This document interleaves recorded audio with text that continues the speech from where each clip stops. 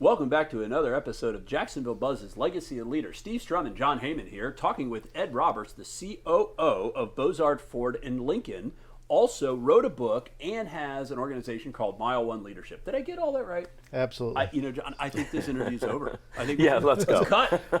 He wrote a great book. We were talking a little bit offset about that. Yeah. Great to see you again, Steve. Happy Great New Year, to have you on the set and you on the set, Ed, and your book. Me. Thank you for actually giving me a copy of it. I appreciate it. Anybody who wants to talk about leadership, I want to hear about it. But you're part of Bozard Ford in St. Augustine, off of Route 16. Yep. You have an amazing concept with what's called Ford's Garage.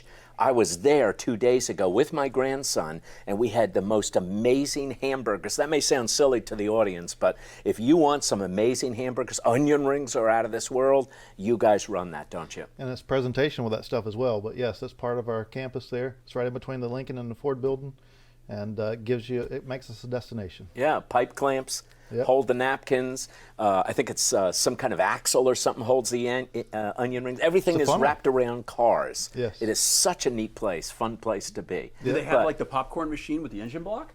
We'll just go ahead and put the kernels in the cylinder, right? Just fire up that 8-cylinder. Let me show you the difference in the power of a Bozard Ford 8-cylinder by popping popcorn. Now, the popcorn might be a nice little added feature, yes, because we have the engine blocks, we just don't have the popcorn in it yet. So there you go. There's an enhancement. 10% for the idea. I was just going to say he gets a cut. But I did want to show off this book right here. This is Ed's book on leadership. It's called Mile One. Ed, tell us a little bit about the book and, quite frankly, where you came from. You have an amazing story. Well, about 30 years ago, I found myself homeless, leaving home and not really having a place or anything to chase after. And when you're homeless, you look like that. You sound like it. You sound like a hoodlum. You look like a hoodlum. You smell like a hoodlum. And so people aren't willing to give you a whole lot of chances. And so I stumbled into the car business because someone there was willing to give me a chance. And it's been a journey. Life is a journey, but it's been a heck of a journey. And like with anything, what you put in it is what you get out of it. And initially, for fear of going back to where I came from, I was a workaholic. But then you learn over time that, hey, let's develop ourselves and let's become a better human. Let's become a better version of ourselves. And then when we do that, we can help others become better versions of themselves.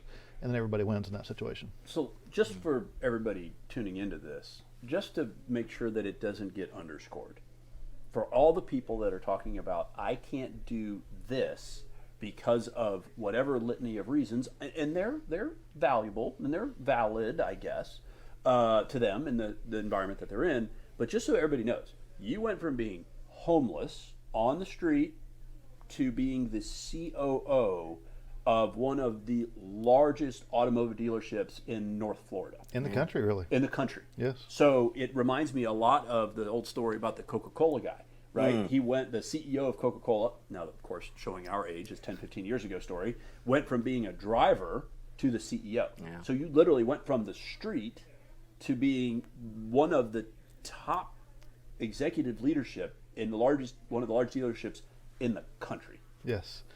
From a Ford and Lincoln standpoint, we're the largest in North Florida of any brand. From a Ford and Lincoln standpoint, we're a top 10 store, but we're probably the most respected dealer in the country. And we do that by stepping outside the box and challenging status quo and trying to remove friction. We're very much an experience store. As you've seen coming to the restaurant there, we're an experience store. We want you to come there twice a month with a wife, kids, have lunch, dinner.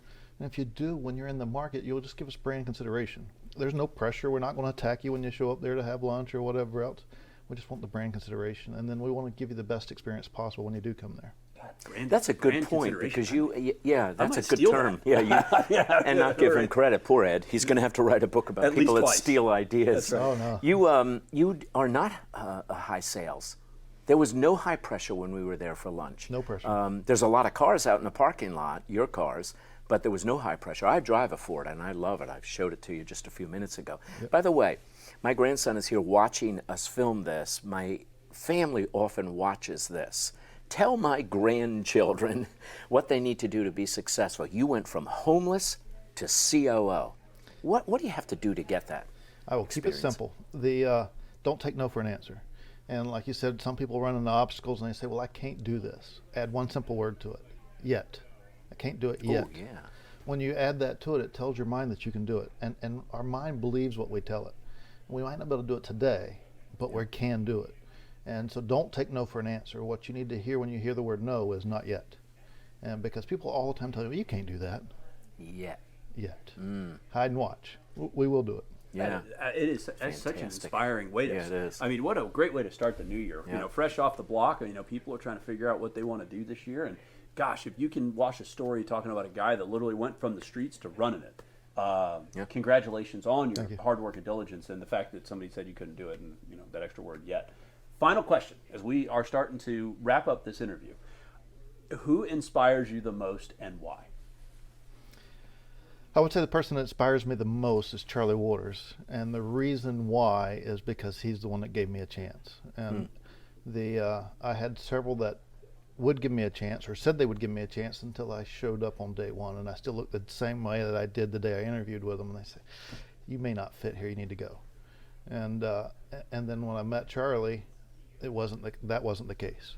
And he says, "Hey, if you'll put the effort in, I'll give you the opportunity." And him and I have stayed friends since we've met. I write about him in the book.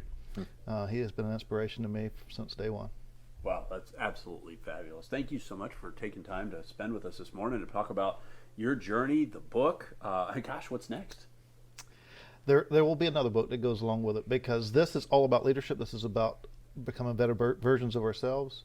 But I want to write a book about my stories, because there's others that struggle with that as well, and they don't know how to get out of it. And there's opportunity there. So I want to show them the story. You had somebody that helped you get out of that, as well as your own desire to get out of it, correct? I can't say they helped. They gave me the opportunity, and then I made the most of the opportunity. Yeah, you made most of the opportunity. Yes. Do you do that at Bozard? That's what we try to do, is capitalize on the opportunity and remove friction. Oh, yeah. Yes. If we can remove customer friction and look at everything through the customer's lens, then the customer wins. And when the customer wins, we all win. Yeah. And brand consideration. We stole it here. Guys, thanks so much for joining us on Legacy of Leaders. If you like us, share us. Remember, live with gratitude.